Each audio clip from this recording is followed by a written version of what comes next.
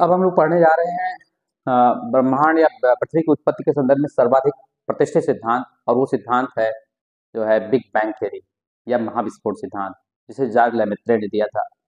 1931 में इनका सिद्धांत पूरी तरह निकल के आया था। 27 में उन्होंने इसके कुछ शुरुआती चीज़ें दी थी और 31 तक ये पूरी तरह से आ गया था। इसके संदर्भ में कई सारे सिद्धांत ऐसे हैं जो इसको सपोर्ट करते हैं, जैसे एडविन हब्बल का सिद्धांत है, जिन्होंने ये बताया था कि ब्रह्मांड एक्सपैंड कर रहा है, एक्सपैंडिंग यूनिवर्स की थ्योरी इन्होंने दी थी जो है, और कहा था कि ब्रह्मांड फैल रहा है।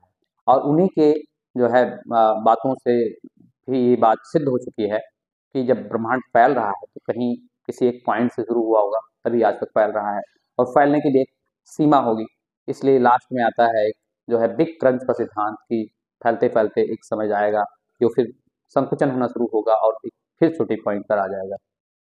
तो इस तरीके से एडविन हब्बल और जो है जॉर्ज लेमेत्रे, इन सब के चीज़ों को मिला करके ये सिद्धांत आया है, और अभी तक ये मान्य चल रहा है। ये आधुनिक सिद्धांत है, और अभी तक हमने जो पढ़ा है वो सब परंपरागत सिद्धांत थे। और उस सिद्धांतों में हमने पढ़ा है अभी तक जो है कुछ मोनिस्टिक सिद्धांत थे, कुछ डुअलिस्टिक सिद्धांत थे।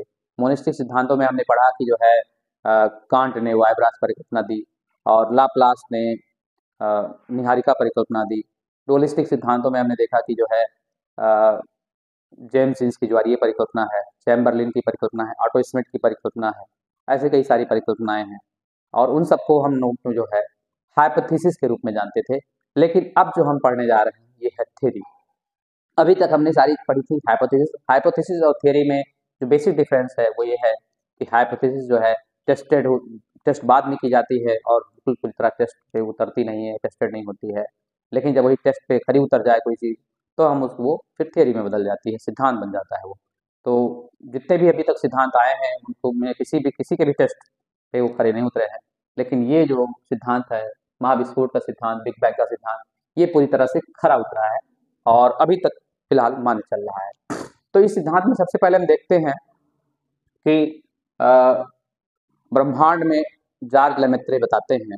जॉर्ज लेमेत्रे एक बेल्जियम के विद्वान थे और बहुत महान विद्वान थे। इन्होंने बताया कि ब्रह्मांड में पहले से ही जो है एक बिंदु के रूप में एक बिंदु विद्यमान थी, और ऐसी बिंदु विद्यमान थी कि ऐसी दोबारा दूसरी कोई ब्रह्मांड में जो है उदाहरण मौजूद नहीं था। ये अकेली ही बिंदु थी, और इसको हम मान लेते हैं कि ये ऐसी थी जिसका आकार बहुत छोटा था, ये बहुत बड़ी नहीं थी, ये बहुत छोटे आकार की थी। और इसको हम देखते हैं कि जो है इसकी इन्होंने कुछ विशेषताएं बताई, और सबसे पहले देखते हैं कि ये है सिंगुलैरिटी। इसको इन्होंने क्या कहा? सिंगुलैरिटी कहा। ये जो बिंदु है इसको इन्होंने कहा सिंगुलैरिटी।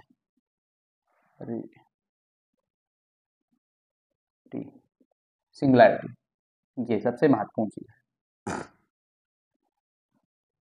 जॉर्ज लेमेत्रे ने बताया कि ब्रह्मांड में पहले से ही एक छोटा बिंदु जो है आकार का था, बिंदु के आकार का, जिसका आकार बहुत छोटा था, और इसको इन्होंने सिंगुलैरिटी कहा। इस सिंगुलैरिटी की इन्होंने कुछ विशेषताएं बताई, और वो विशेषताएं बिल्कुल ही जो है अलग टाइप की हैं। जिसमें इन्होंने कहा कि इस सिंगुलैरिटी में जो है इनफाइनाइट डेंसिटी थी। इनफाइनाइट डेंसिटी मतलब इसमें अनंत घनत्व था, बहुत ज्यादा डेंस था ये, और डेंस होने के नाते इसमें ग्रेविटी भी बहुत ज्यादा रहेगी। साथ साथ इन्होंने कहा इसका टेम्परेचर भी बहुत ज्यादा था। टेम्परेचर भी इसका जो है इनफाइनाइट था। टेम्परेचर इनफाइनाइट टेम्परेचर था, इनफाइनाइट डेंसिटी, इनफाइनाइट टेम्परेचर। मतलब ये है कि ये इतना ज्यादा गर्म था कि ये मतलब विस्फोट के लिए लगभग तैयार हो रहा था। और कह रहे थे इसका आकार बहुत छोटा था, आकार बड़ा नहीं था, आकार इसका जो है बहुत ही छोटा था, एक मटर के दाने के आकार का था, ये बहुत ही छोटे आकार का था, मटर के दाने के आकार का, है ना, टाइनी बॉल की तरह था, ऐसा था, वेरी वेरी टाइनी, बहुत छोटा। हम ये कह सकते हैं कि मटर के दाने के बराबर था। अब ये कहते हैं कि 13.5 अरब वर्ष पहले, या 13.7 billion year ago, 13.7 billion year ago, 13.7 अरब वर्ष पहले इस सिंगुलैरिटी में विस्फोट होता है और उसी को इन्होंने कहा महाविस्फोट।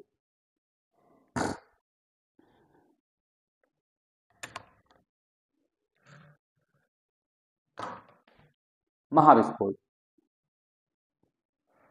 ये कहते हैं कि 13.7 अरब वर्ष पहले इसमें विस्फोट होता है और उस विस्फोट के माध्यम से जो है एक्सप्लोजन होता है। कितना वर्ष पहले? 13.7 अरब वर्ष पहले या billion year ago, 13.7 billion year ago. अब इसमें जब विस्फोट होता है तो विस्फोट के बाद इसमें जो चीजें निकलती हैं वही उस ब्रह्मांड के निर्माण के लिए मूल पदार्थ उपलब्ध कराती हैं। इस विस्फोट के बाद जब एक्सप्लोजन होता है तो इसमें निकलते हैं फंडामेंटल पार्टिकल्स।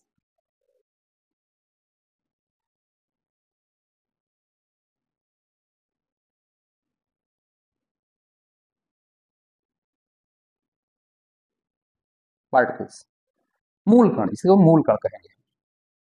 क्या कहेंगे? मूल कण।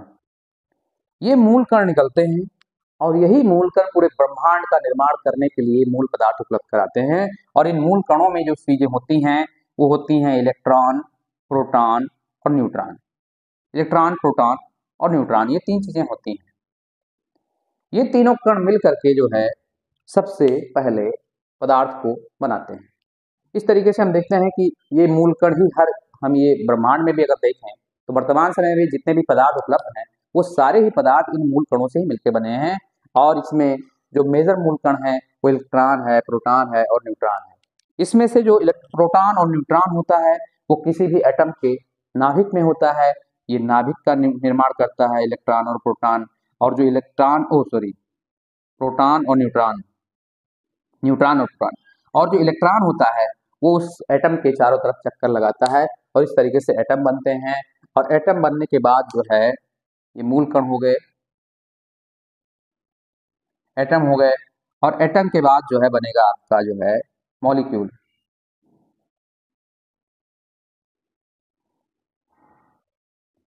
परमाणु बनेगा, फिर अणु बनेगा, फिर क्या बनेगा? पदार्थ।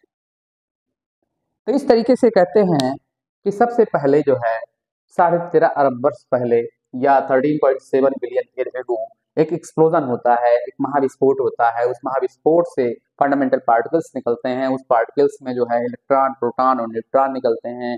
और यही जो है ब्रह्मांड के निर्माण के लिए शुरुआत में जो है बहुत सारे पदार्थ उपलब्ध कराते हैं। और इन्हीं से परमाणु बनता है, अणु बनता है और पदार्थ बनता है। ये भी कहते हैं कि इस विस्फोट से पहले ब्रह्मांड में किसी प्रकार का टाइम एंड स्पेस नहीं था। पहली बार और टाइम और स्पेस का जो है उत्पत्ति हुई इस विस्फोट के बाद। और ये भी है कि इस विस्फोट के विदिन 3-4 मिनट के अंदर पूरा ब्रह्मांड फैल करके एक बहुत बड़े साइज में फैल गया और आकार ले लिया। और इन मूल कणों से तेजी से जो है पदार्थों का निर्माण होने लगा। और सबसे पहले जो है कुछ गैसें बनी। मतलब ब्रह्मांड में सबसे पहले जो है हाइड्रोजन बना और हाइड्रोजन से हीलियम बना। हाइड्रोजन और हीलियम इस जो है ब्रह्मांड के निर्माण के शुरुआती जो है कण थे। आज भी ब्रह्मांड में जितने भी तारे बने हुए हैं, जितने भी सूर्य हैं, तारे हैं जो चमक रहे हैं, ये सब में हीलियम और हाइड्रोजन की ही बहुलता है। इन्हीं से ज़्यादा से ज़्यादा बने हुए हैं। और ये कहते हैं कि शुरुआत में सबसे पहले जो है गैलेक्सीज बनी और गैलेक्सीज में ही जो है लगातार विस्फोट होते होते होते होते विभिन्न जो है तारों का निर्माण हुआ, फिर ग्रहों का निर्माण हुआ, उपग्रहों का निर्माण हुआ। और इस क्रम में धीरे धीरे करके पूरा ब्रह्मांड निकल के सामने आ गया। इस सिंगुलैरिटी का सिद्धांत जो है सिंपल सा बताता है कि ये किस तरीके से बना। लेकिन बाद में एडविन हब्बल ने इसमें कुछ जो है चीजें जोड़ करके इसको और पुष्टि दी, इसको और मजबूती प्रदान की। जो है उसको हम देखते हैं। एडविन हब्बल, यहाँ पर हमने लिख रखा है एडविन हब्बल 1924 में एक्सपैंडिंग यूनिवर्स,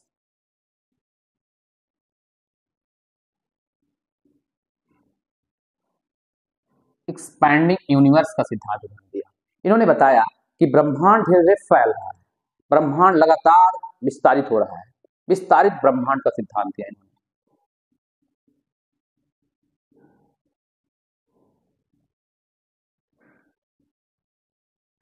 विस्तारित ब्रह्मांड का सिद्धांत किया।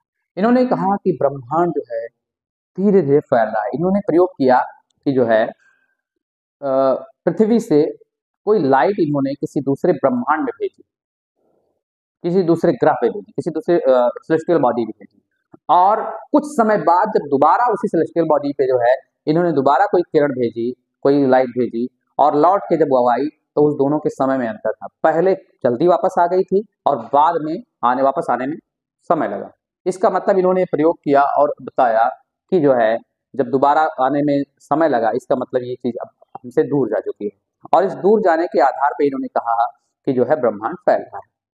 उसके बाद तमाम तरीके के जो है कई सारे प्रयोग हुए, और उन प्रयोगों के आधार से पता चला कि ब्रह्मांड विस्तारित हो रहा है। जैसे एक रेडशिफ्ट का सिद्धांत है, जो आपका विबग्योर होता है, जो इंद्रधनुष की 7 किरणें होती हैं, वो सारी जो है अगर जो है धीरे-धीरे करके रेड की तरफ जा रही हैं, इसका मतलब ब्रह्मांड वस्तु दूर जा रही है, और उससे भी पता चला कि ब्रह्मांड विस्तारित हो रहा है। और इन्होंने एक प्रयोग करके बताया कि ब्रह्मांड किस तरीके से जो है विस्तारित हो रहा है, और वो प्रयोग कुछ इस तरीके से था। अगर हम एक बैलून ले लें और बैलून जो है उसमें कुछ डॉट रख दें इस तरीके से, और ये बैलून छोटा है अगर मान लीजिए, और फिर हम इसको जो है इसमें और है हवा भर करके इसको बड़ा कर दें, तो यही बिंदु जो है काफ़ी दूर चली जाएंगी, और इस तरीके से जो है कुछ हम इस तरीके से देख सकते हैं।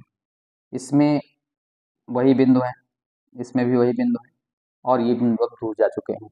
यहाँ हम देख रहे हैं कि इसी बैलून में जो 5 डॉट रखी हुई हैं, ये समझ लीजिए गैलेक्सीज़ हैं, ये गैलेक्सीज़ को डोनेट कर रही हैं, और यही गैलेक्सीज़ अब जो है काफ़ी आपस में दूर जा चुकी हैं, क्योंकि ब्रह्मांड जो है फैल चुका है। इसी माध्यम से उन्होंने ब्रह्मांड के फैलने की जो है एग्जाम्पल बताए कि जिस तरीके से इसमें डॉट दूर-दूर जा चुकी हैं, उसी तरीके से ब्रह्मांड में गैलेक्सीज़ भी दूर-दूर जाती हैं, और इन गैलेक्सीज़ का आकार भी थोड़ा-थोड़ा बड़ा हो जाता है। इन गैलेक्सीज़ का आकार भी बड़ा हो जाता है। इन गैलेक्सीज़ में उपस्थित विभिन्न तारे और जो है ग्रह, ये सब भी आपस में दूर जाते हैं। इस तरीके से हम देखेंगे कि ब्रह्मांड धीरे-धीरे फैल रहा है। इसका एक जो है डायग्राम और जो है बन सकता है, इसको हम यहाँ बना देते हैं। मान लीजिए कि ये सिंगुलैरिटी है।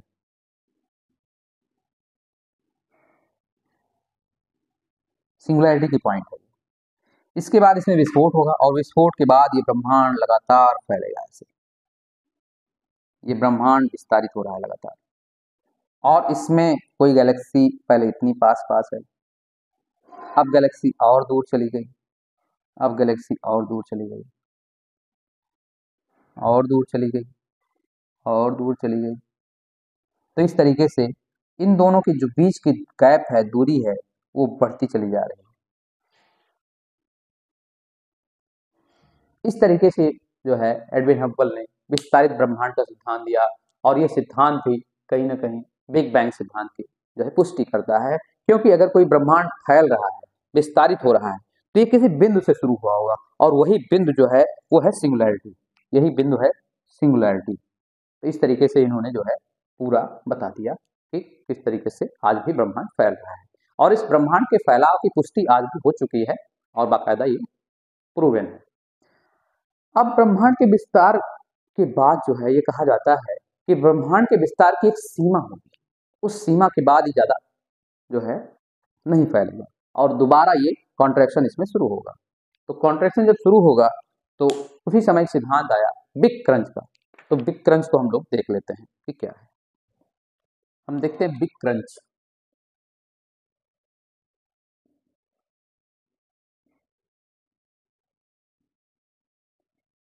बिग क्रंच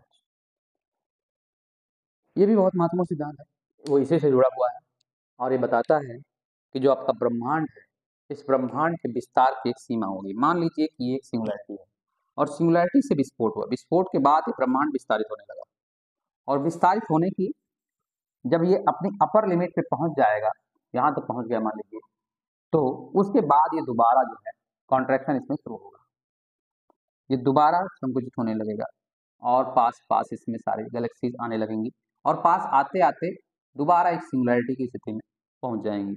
ये इस तरफ बढ़ रहा है।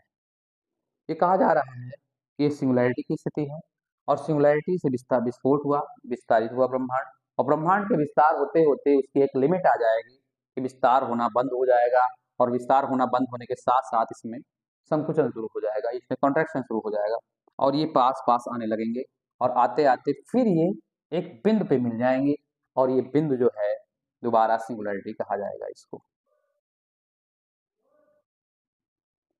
ये दोबारा सिंगुलैरिटी में आ जाएगा। इस प्रकार से सिंगुलैरिटी से ही कहानी शुरू होगी और फिर सिंगुलैरिटी में ही कहानी समाप्त हो जाएगी। ये ब्रह्मांड की उत्पत्ति और ब्रह्मांड के विनाश, ये दोनों की कहानी जो है एक तरीके से जो है अपने में समेटा हुआ है। इसको कहते हैं बिग क्रंच। बिग क्रंच मतलब दोबारा से फैला और दोबारा से अपने पास आ गया। तो इस तरीके से बिग क्रंच का सिद्धांत भी इसको कहीं ना कहीं सपोर्ट करता है कि एक बिंदु से चला था, एक्सपैंड हुआ और एक्सपैंड होने के बाद दोबारा हुआ। इसको ओसिलेशन थ्योरी भी कहते हैं। इसमें जो है एक तरीके से दोलन हो रहा है।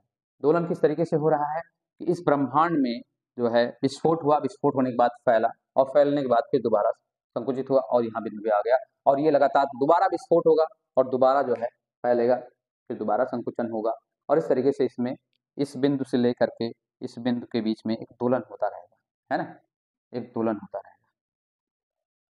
तो ये जो है ओसिलेशन भी हो रहा है इसमें। तो इसकी भी पुष्टि इससे होती है कि ब्रह्मांड ऐसे ही निर्माण और विनाश की प्रक्रिया चलती रहती है। कई सारी हिंदू और जो है विभिन्न मैथोलॉजीज में भी ब्रह्मांड के विनाश और उत्पत्ति की कल्पना की गई है और कहीं ना कहीं उससे भी जुड़ा हुआ लगता है। तो ये पूरा सिद्धांत जो है आपका बिग बैंग का सिद्धांत है। इस सिद्धांत की समरी के रूप में अगर हम देखें तो सबसे जो है सबको एक साथ अगर हम समेटना चाहें तो बहुत छोटा है सिद्धांत। हम इसको 2 मिनट में जो है समराइज करना चाहेंगे कि जो है जार्क लेमेंत्रे सबसे पहले इस बात की कल्पना करते हैं कि ब्रह्मांड में सबसे पहले एक छोटी सी बिंदु के आकार की सिंगुलैरिटी थी जिसको उन्होंने सिंगुलैरिटी कहा। सिंगुलैरिटी की जो विशेषता थी वो ये थी कि ये इनफाइनाइट जो है डेंसिटी और इनफाइनाइट टेम्परेचर लिया हुआ था। आकार बहुत छोटा था। 13.7 बिलियन ईयर अगो इसमें महाविस्फोट होता है जिसको बिग बैंग कहते हैं और उसी बिग बैंग के बाद जो है इसमें विभिन्न प्रकार के फंडामेंटल पार्टिकल्स निकलते हैं और वो पार्टिकल्स जो है टूट करके आपस में जो है पार्टिकल्स आपस में मिल करके